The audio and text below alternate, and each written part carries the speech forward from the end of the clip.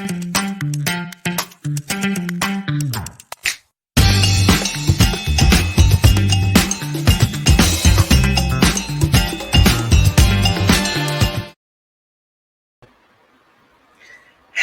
everyone. Good afternoon, and thank you for joining me today for Magnifying HR Voices. My name is Julie Turney. I am your host.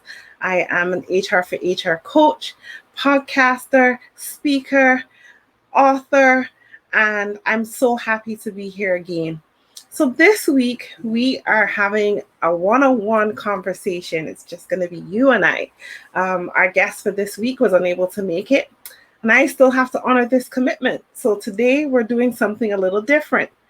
So I wanted to talk about HR. What do you deserve? And the first thing I thought of is that HR deserves care. What does that mean? Well, I'm going to break it down so that you can see what I'm talking about, and we're going to have a conversation. I'm also going to share the link to my StreamYard cast so that you can join me. 3 amazing people who are always supporting me every single week will get to join me for this conversation. Come up on stage. Let's talk about what it is that HR deserves and why you believe HR deserves care, and what do those words mean for you. So before we get started, tell me, where are you chiming in from? Where are you from? Where are you from today? Anyone who's in the space, tell me where you're joining me from. Tell me, did you eat well last week? Did you sleep well? Are you taking care of yourself? Are you taking time for that self-care that you need as HR in order to be able to do what you do and in a great and awesome way? I am so happy to have this conversation. Also, I wanted to share, and I will share at the end again, but I'm going to share it now. So coming up in September is an amazing conference, which is hosted by my friend Vivian Aqua, and it's about amplifying diversity, equity, and inclusion in the workplace. I really think that this is a very important discussion for us to have, and so I'm looking forward to having Vivian join me next week as my guest for Magnifying HR Voices to talk about why and how we should be amplifying DEI as HR professionals. I am going to get right into it. Hi, Talia.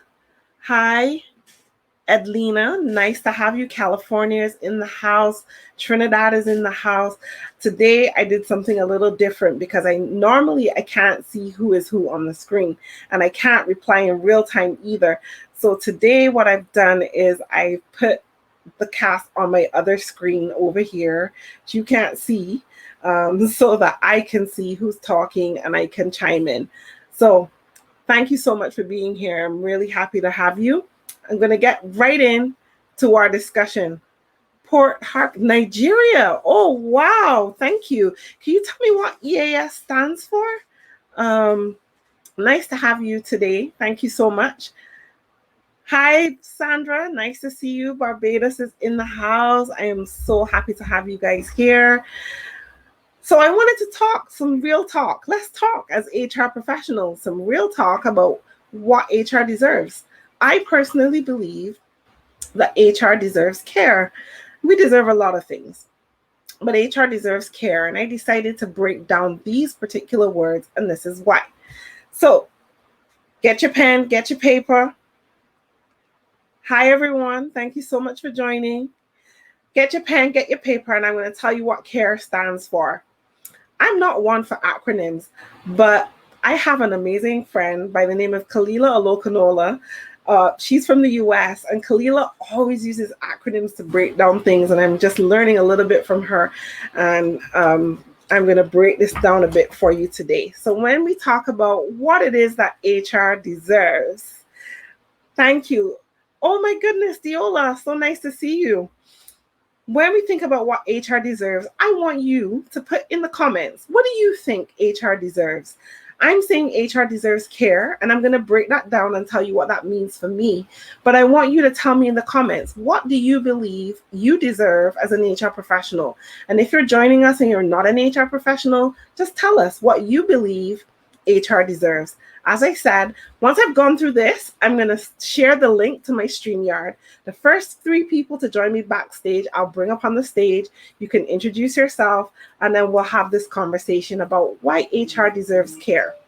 So the letter C for me means HR deserves clarity. You deserve clarity in your role. You deserve to know the business of the business by asking questions. But if you're not getting the answers that you need to find a way to do that. And so getting clarity, asking your leaders to be transparent and share with you how they make their money, how they lose their money, because these are things that are important to help you build talent pools, to help you build succession plans, to help you with your insights and create your overall HR strategy. So if you don't have clarity in your role, you need to get that. That's the C in HR deserves care. Let's talk about the A. HR deserves A, appreciation. You deserve appreciation for the efforts that you put forth every single day. Now, we saw as we were going through COVID-19, we saw people clapping all over the world for our first responders, our doctors, and our nurses who were putting themselves out there to make sure that we stayed safe, and also to make sure that the people who fell ill got the best care possible. But HR also were first responders and still are and will always be the first responders of the organization. Tell me if you agree with that. And as such, you deserve that appreciation. You deserve your kudos. I've seen lots of different references that people make towards what they believe the part of the body that HR represents. But I believe you can't spell heart without HR, and that HR represents the heart of the body. Just as the heart pumps blood throughout our body and we cannot live without our hearts, we cannot live without HR in our organizations. And therefore, HR needs to be appreciated, and that's very important. So that's my A. R in HR deserves care, for me, means HR deserves respect. You deserve to be respected. So many times I see and I hear my clients often talk about the lack of disrespect. Here are some examples. When your leadership is having conversations that are critical to the people in the business and they're having those conversations without you, that's disrespect. When your leadership is having conversations and they're saying, oh, there's no need to involve HR at this time. HR don't need to be involved in this. We don't need to run this by HR at all. We can go ahead and make this decision. It'll be okay. And then when things happen and you come now to HR to say, well, this happened, can you help us get out of it? Again, disrespect. When HR gives you an opinion, when we give you our opinion on a particular matter, and you decide to go in a completely opposite direction and dismiss our conversation or our insights altogether, tell me if you hear me. I need some love. I want to see hearts. I want to see that you celebrate, you agree with what I'm saying. Give me a thumbs up.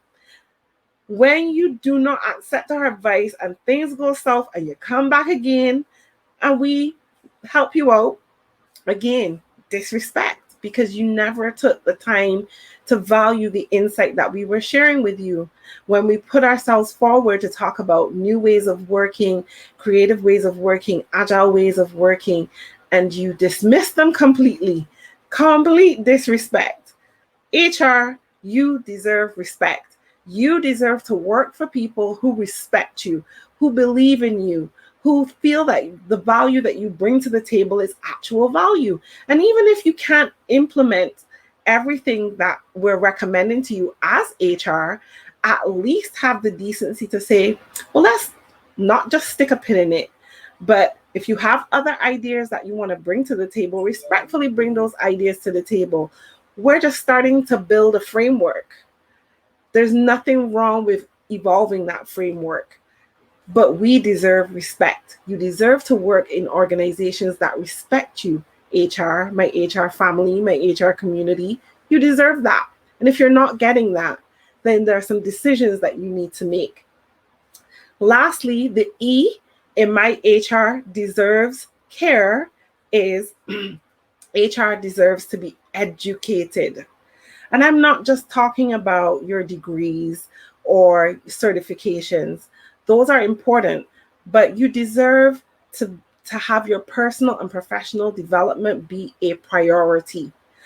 And that means you as HR should prioritize it.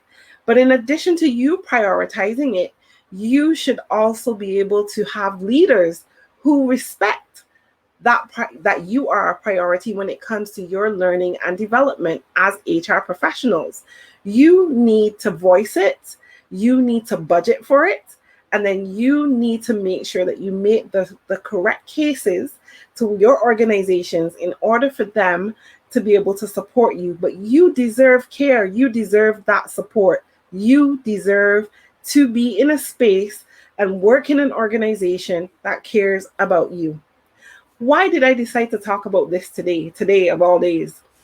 Well, last week, I think it was either Wednesday or Thursday, I put a post on LinkedIn and I just said, HR, you deserve to be working in an organization that cares about you. Period. Period. I'm working with a lot of clients all over the world right now who have left organizations without a plan B because they're tired of working in toxic spaces.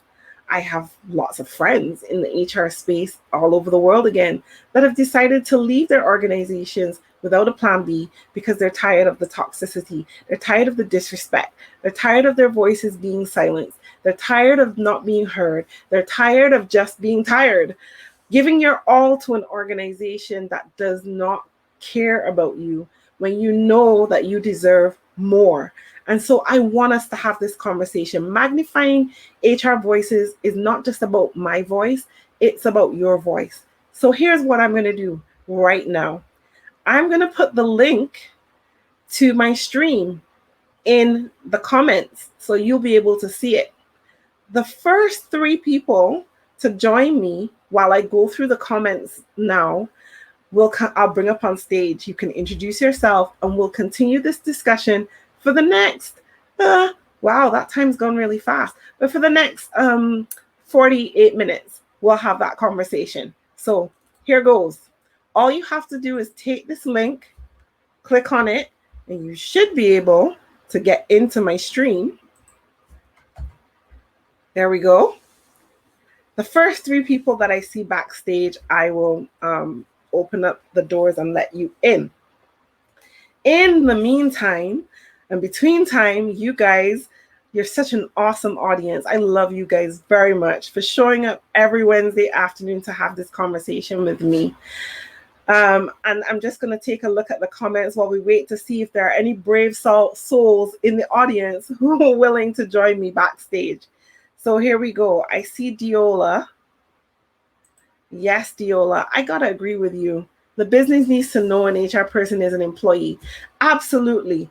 And we as HR also need to recognize that we are employees. I think a lot of times the siloing is not just on the part of the business. That siloing is also sometimes on our part as HR as well. So we really need to do better at that for those of us who are siloing ourselves. But we really need to recognize that for ourselves. I think a lot of times we think as HR that we support the people, yes, but I think that sometimes as we support the people, we forget that we are the people too. Do you agree with that? Let me see. Show me some love. Let me know that you're agreeing with what I'm saying. There are no brave souls that want to join this conversation for real with me other than to chat here. No worries. Well, we'll keep talking. I see Gail is saying, HR needs to be seen as the sound voice of reason because people can either be too emotional or too dismissive when making decisions. Absolutely, Gail. I agree with you 100% on that. And I will also add to that and say, while it is that we are supposed to be the voice of reason, it's important for us to recognize that we are the people who are holding space for the people in the business. And as we hold space for others, other people also need to be reasonable as well. we can't have reasonableness as a one-sided conversation. Reasonableness needs to go both ways. So I would just add that. But yes, Gail, I agree with you as well on that. I'm looking at two screens. This is interesting for the first time. I cannot see. So I did say this in the first stream. If you are putting yourself if you don't have your profile open, I can't see who you are. So you're just going to show up as a LinkedIn user. So if you want me to be able to acknowledge you and say your name, just tell me who you are, or open up your profile so that I can see who you are. Professional development is very important. Absolutely. And I'm glad that it's important to you. We definitely need to focus a lot more on our personal and professional development. And I say this because a lot of times I have that experience and I've had that experience personally, where my personal and professional development were not considered important to a company that I worked for. And I cannot say enough.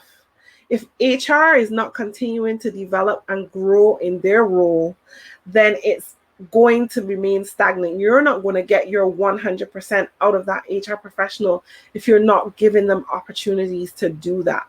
Now, it's one thing for us to look for free ways to do that. It's one thing for us to look for ways to finance ourselves and do that. But imagine how much more we would feel, how much safer, how much more we would contribute to the organization if we had an organization that respected and valued our contributions enough to put some money behind it. And I know a lot of times we get this conversation, this dialogue where the organization feels that HR does not bring in money. Now, because we're not a cost center that brings in money does not mean that we don't add value, because we save the company tons of money. We save the company money when you don't have to deal with lawsuits.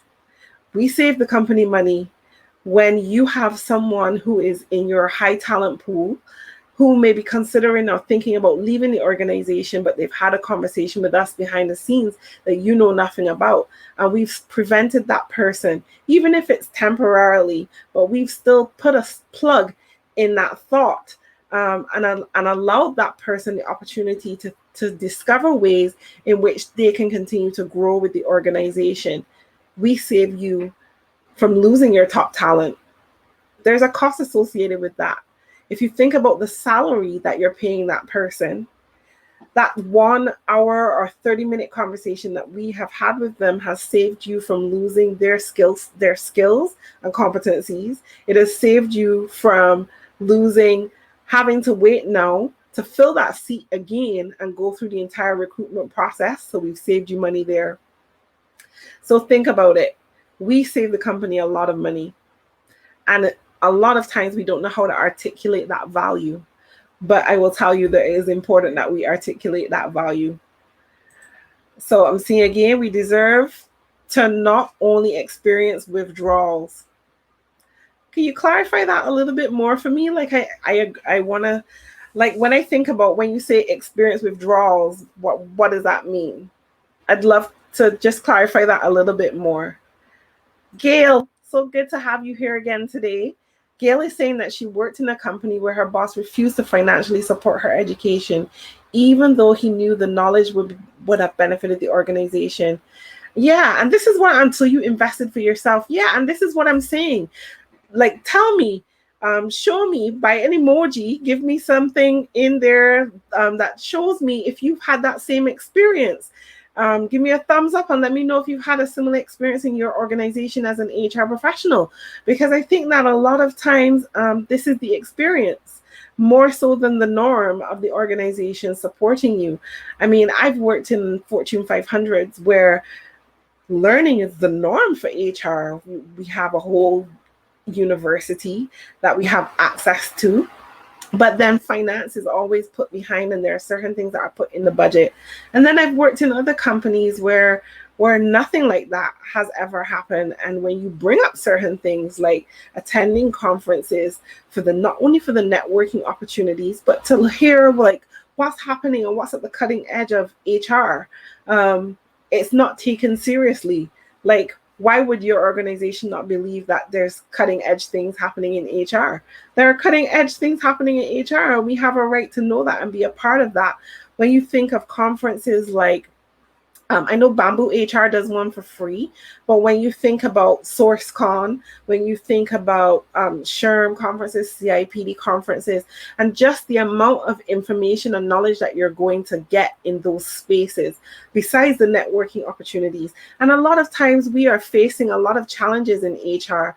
Like I remember there was this one time that I was struggling with recruiting and filling a particular position in my role, in my organization.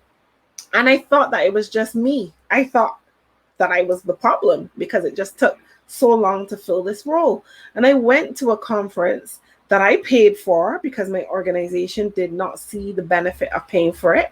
And I went to this conference, and there was an actual session that was set out just all about how you recruit people in the tech space.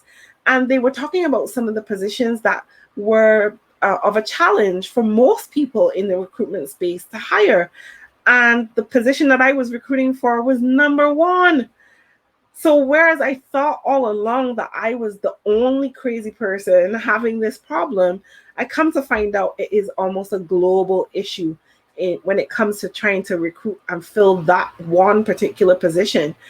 It was a global issue. And I thought that I was all on my lonesome trying to figure that out. So I think it's important to make that investment in your employees. Even if you can't afford to send us on to conferences every single year, at least every other year. And for me, like, I prefer to go every other year because sometimes I think going every year, you end up hearing the same speakers, you end up seeing the same things, and I want to see something different. So I usually take like a 1 year break before I go back to another conference. Again, like I said, a lot of times I've had to make those investments for myself. And make those investments for me personally because I want to be the best at what I do. And I want to show up in the right way. And we all want that as HR, right? We want to show up in the right way, in the best way that benefits our organization. But when you put the money as an organization, CEOs and leaders and finance, and you put those things in place for us, we feel more valued. We feel that you care. See that word there? We feel that you care. And it makes us want to do our best and be our best on the job. But when we have to dig into our pockets and pay for it ourselves, why should we have to take our salary to do that? And then you're financing other things. And you know what makes it even more hurtful? Tell me if you've experienced this as HR, where you see the organization putting money behind other things that are completely useless, don't make any sense, but you're making investments in those things and they cost way more than what we're asking you to invest or support us in. Let me know if that's ever happened to you or you felt frustrated by that, because I believe that that's also another thing that we need to get behind, and we need to make sure that we are being taken care of. And a lot of times it may very well mean that we're going to have to make an exit from the organization. And sometimes we don't want to do that because we feel like we have failed in some way or the other. No, you haven't failed. The organization has failed you, because it's not for lack of you wanting to give your all, but there's only so much you can do with the finances that you have versus which is your salary, and where you invest that in your personal care, in the provision of taking care of your family and whoever you support in your family. Why should you have to take that money now to also pay for your professional and personal development when you're working for an organization that is benefiting from those skills, that skill set? So every time you go now and you learn something new and you put that into practice in the workplace, and they haven't paid for it, but they're benefiting from it because you've taken your salary and decided you want to do this, and they are benefiting from it 100%. You deserve better than that. You deserve to work for an organization where you are able to make yourself a priority, where you are able to make your personal and professional development a part of a budget. It be signed off and you're good to go. But I would say don't get on, for those of you that have the benefit of that, good for you. For those of you that don't, the struggle continues. And it just goes to show that we continue to have a lot more work to do in HR, in advocating for ourselves. Well, let me ask you this. What are some of the challenges that you have when it comes to advocating for yourself so that you can get these things for yourself? And like I said before, when it comes to being acknowledged, you've been first responders in this COVID crisis for your organization for the last 18 months. How has your organization showed their appreciation for your sleepless nights, for your sacrifice, for the times that you've sat up and listened and waited patiently for governments to share information so that you can see if you need to update policies? The sleepless nights you've had because of all of the employees who are calling you because they have been struggling mentally with their health, mental health, and they're calling you because they feel lost, because they feel hopeless, and you're taking that on. Who's shown you appreciation for that while you've done that for the last 18 months? Who has clapped for you? Today, I clap for you. Today, I salute you. Today, I honor you as HR. And I'm saying you deserve to be cared for. I'm going to take another look in the comments. I see, let me see, Jemima. Hi, Jemima. Nice to have you here today. Jemima is saying not only every other year, but even paying part of the conference or course toward that investment. Yes. It says that you care enough, even though it may be a challenge to do that. Yes, of course. Absolutely. And I think that it's important that we kind of have that conversation. We need to have the courageous conversations of what can you support me with? But this is what I need. And a lot of times we go with this is what I want. No, this is what I need. If you're stating your case and you're saying, I would like to go to XYZ conference, these are the particular talks that I'm looking to go to be a part of, because these are some of the challenges that we've had during the last year. And I believe these will help me to tighten up and close certain gaps that we have in our HR strategy and help us to build a more robust strategy going forward. And so I'd like to see what's happening from a global context to help me close those gaps as I continue to develop and grow in my role.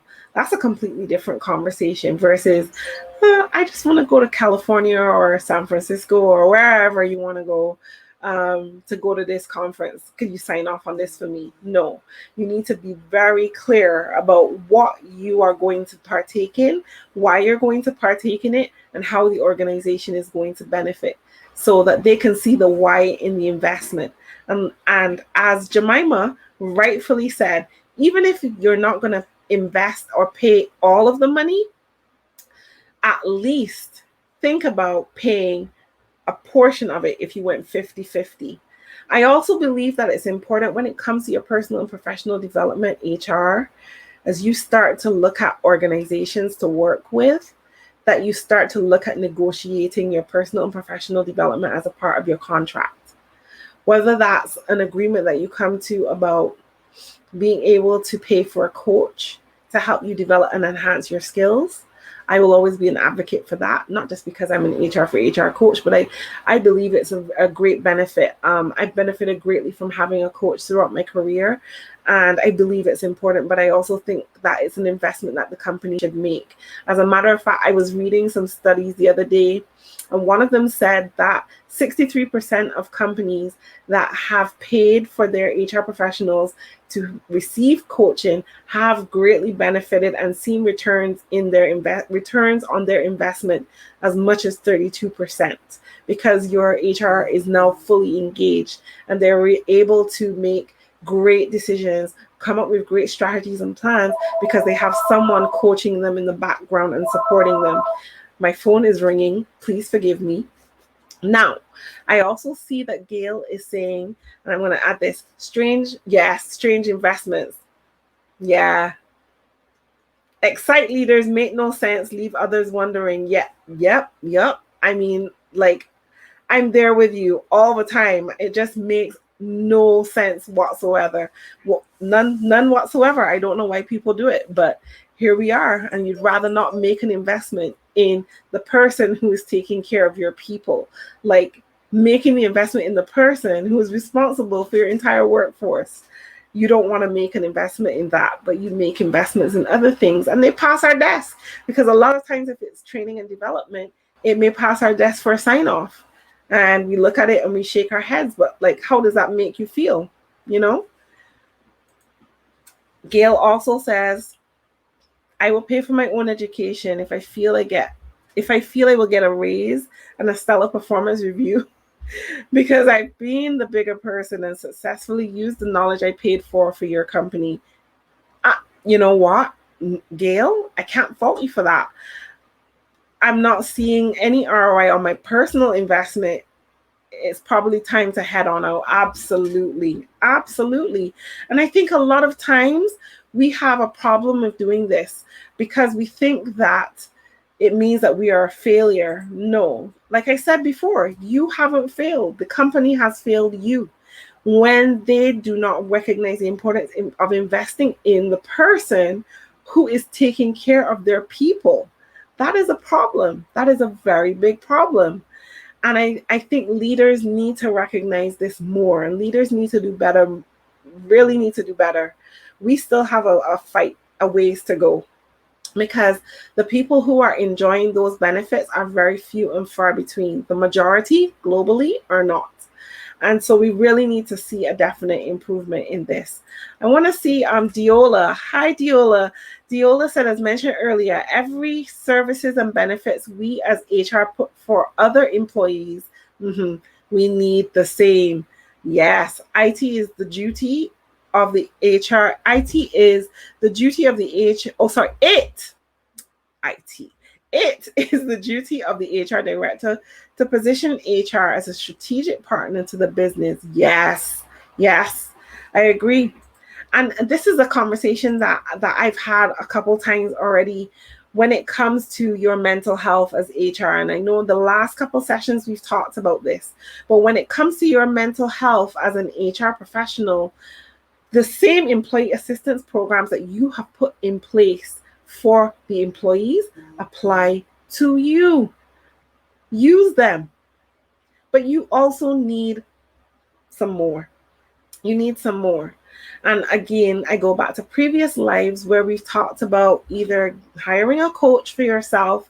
If you see yourself wanting to progress professionally, and you think about your career as an HR professional and where you see yourself moving and progressing and growing in your organization or somewhere else, sometimes you need to get a little help outside to help you get perspective and put your career trajectory in place. Like, it's one thing to see it mapped out. It's another thing to see how you're actually going to strategically move yourself forward as an HR professional. And I think that it's important for you guys to make sure that you do have the necessary support to help you move forward. I always, and I preach every single time to my clients about individual development plans, and I make my clients create individual development plans. What do you see for yourself as a need for your personal and professional development going forward, whether that's learning a language in order to be able to communicate with others in your organization if it's an international organization? Do you speak the language? Do you make your people feel at home by learning a little bit of their language? If your workplace is diverse and you have lots of languages sitting in or people speaking different languages sitting in your organization, what are you doing as HR to show that you relate, whether it's learning their language just to be able to say a few words to them, or whether it's, learning about their cultures so that you can show some commonalities? I think that those things are really important as well. I see stuff happening in the chat, so I'm going back here. Shanice, yes, I also attempt to align the benefits of attendance with company strategic priorities. Yes, Shanice, I see that. I respect that. That's very important as well. I see Diola. Diola, you in here preaching today. Diola says, as mentioned earlier, every services and benefits we as HR put forward for other employees, we need the same benefits. However, it is the duty of the HR director to position HR as a strategic partner to the business. HR departments should have their own HR manager and HR advisors. Diola, Diola, could you say that again? Could you say that again? And I think from an agile perspective, we're seeing a bit more of this, especially in Europe, where I'm now seeing organizations look to hire product owners for HR, which is someone who is actually owning the products and services and helping HR in putting those forward. And I think that makes so much sense, especially if you are trying and striving to become more agile as an HR department. And I would love to see a lot more of that happening as well. You guys are on and popping in here today. So we talked about why HR deserves care. Do you remember what we said the C was for? As we talked about HR deserving care, you need clarity in your role. You need to make sure you fully understand what is expected of you in your role. You can't go forward and create a strategy without having clarity in your role. And I don't just mean having a job description. It's more than that. You need to know what the expectations are. Who are your key stakeholders? How do you communicate with your key stakeholders? What are their preferences? Learning things from your key stakeholders. How does the finance department run? How does the marketing department run? How does compliance run? How does your CEO move around and do the things that he does? And a lot of times that may mean getting close to his personal assistant so you can get a better understanding of how to communicate with your key stakeholders. HR needs appreciation for their efforts. You are the first responders of your organization. You are the heart and soul of your organization. What you do matters. You pump blood through the veins that is the organization. You ignite people, you impact people. You need to be appreciated for the efforts that you make every single day showing up in your organizations. You deserve to be appreciated. And if you know that you are not being appreciated by your leadership, it is time to step up and step off. Don't be looking for love in the wrong places. Don't be looking for love of a leader who clearly does not care. Don't be looking for the acceptance of a leadership team that doesn't feel you are a part of the team, that isn't making you a part of key decisions. That's disrespect. You don't deserve that. You deserve better. You deserve more. You deserve to work with an organization that appreciates the value that you bring to the table. Whether you are beginning in HR, whether you are at the C-suite in HR, you deserve to be appreciated at every level. And I want to take a pause here to say, if you are working in an HR team of whether it be 2 or more, 2 or 44 or 54, your voice deserves to be heard. You deserve to work in a team that appreciates the value that you bring to the team. You deserve to work for an HR leader, director, CHRO, whoever it may be, who sees the value that you bring to help them be better and do better as they perform their role, and does not have a problem with saying your name in spaces where you deserve to receive credit. You deserve to work for a leader who does not take the credit for your work. That's what I'm saying. You deserve that as HR. If you are the sole HR person in your organization, you need to get clear on your voice. But if you are working in an HR team, a core HR team, and your voice is not being heard, respected in that team, it may also mean that it's time for you to move on and work in a space where you work with an HR team who values you and appreciates you. You feel me? You hear what I'm saying? Am I making sense? It's really important. In order for you to develop and grow in your role, you can't afford to be in spaces where your voice is being silent and siloed. You can't afford that. So you need to change that. You deserve respect. You deserve, I'm going from deserve to reserve. You deserve respect for the insights that you bring to the table, your ideas that you bring to the table, especially if you're paying for these things on your own, using your own money. You deserve that, and you should have that. And lastly, you deserve to be educated. So you deserve care, and that care includes being educated. You deserve that. You deserve to have an exclusive budget for your personal and professional development within reason for your personal and professional development. Your team, if you're working in an HR team of 2 or more, you all deserve to have your professional and personal development financed in some way by the organization. Organizations lose money every single day on the silliest and most trivial things. And you as HR often see that in budgets that maybe you do or don't understand. But at the end of the day, you deserve to have and be and work in an organization that cares about you. I'm going back to the comments. I see Diola again. Breaking the silos mentally will help us HR professionals to work more efficiently and bring more value to the organization. Some leaders and process owners don't open their doors to other HR. Diola, I put my link for the stream in the chat. If you want to come up and have a conversation with me, I'm happy for us to talk about this, but we only have, where did the time go? We only have 15 minutes left. But yes, absolutely. I agree with you so much on this, because a lot of times we are not respecting our own people. We are not respecting our own people. And I feel that this is a very important conversation for us to have as HR professionals. A lot of times we talk about not being respected by leadership, but at the end of the day, a lot of times as HR that we're not being respected by our own people. That's a problem. And it's a huge challenge that a lot of people face. And I, again, come back to some clients who I serve who come to me and are saying they're being bullied by their HR director. They're being bullied by their CHRO or their VP of HR or their HR manager if they're an HR assistant or associate. It's happening within our space.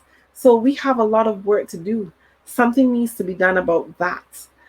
We can't have people sitting in those positions, whether you're responsible for people, every single person in the organization, not supporting and respecting the people who are helping them do their jobs. Like, that is completely unacceptable, and we really need to do better. And I will become more vocal about that as the months come. Jemima is saying, I agree regarding the language barriers, but also understanding their language in terms of the way they relate. For example, if you have a predominantly youthful group, yes, HR must and should be able to relate to them in order to understand and get the most out of them. I could not agree with you more on this, Jemima. And you know why I say this? Because as a mother of 3, my oldest being 23 years old, I see like what's happening with him as he now enters the workforce and works for an organization.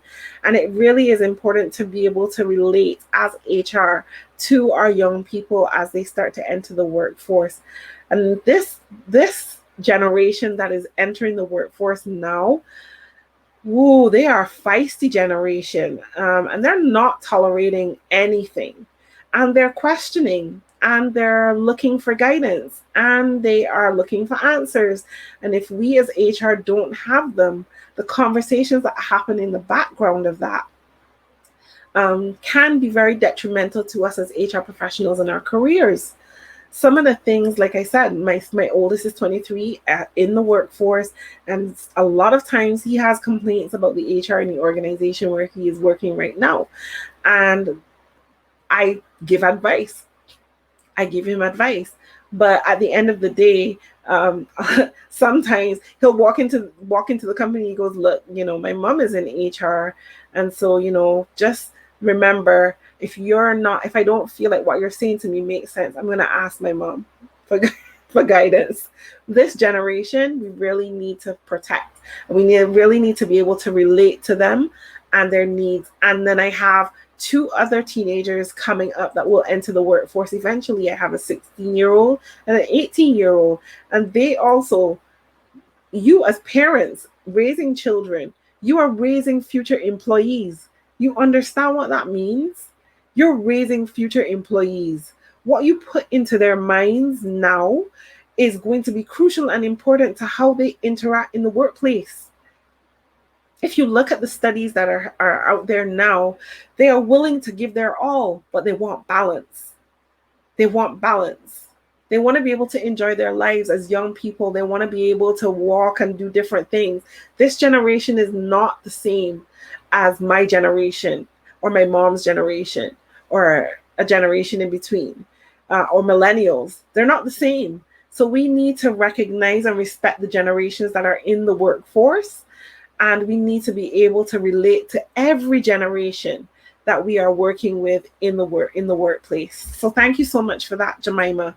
I see Frances McKinney. Hi, Frances. How are you doing? In some spaces, organizations, HR has to educate others on how important and critical the role of HR is. Yep. And you know what, Francis? Like, again, this is something that I talk about all the time. As an HR professional, I've been a department of 1, I've been a department of 40 and more, I've been a department of 3. And at the end of the day, HR has to fight for HR.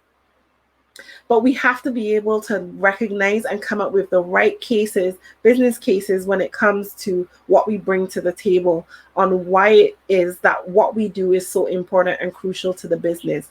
And I feel a lot of times we as HR have a problem with articulating that.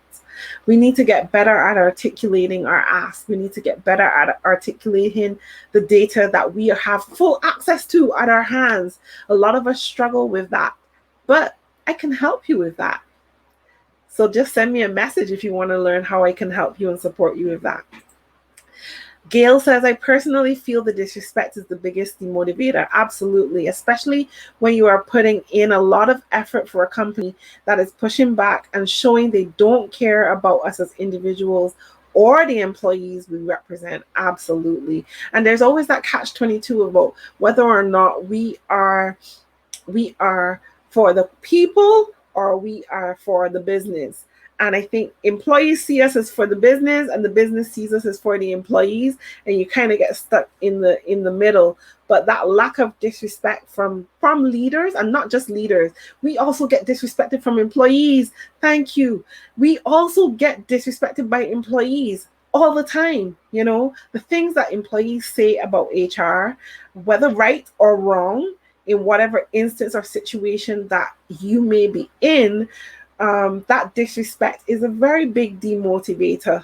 Very big demotivator. I don't know about you, but sometimes I've dealt with situations where I've been very careful about when I leave the office in the evening and I go to start my car or I'm looking to see if someone keyed my car. A lot of times you're communicating messages that cowardly leaders just don't want to talk about.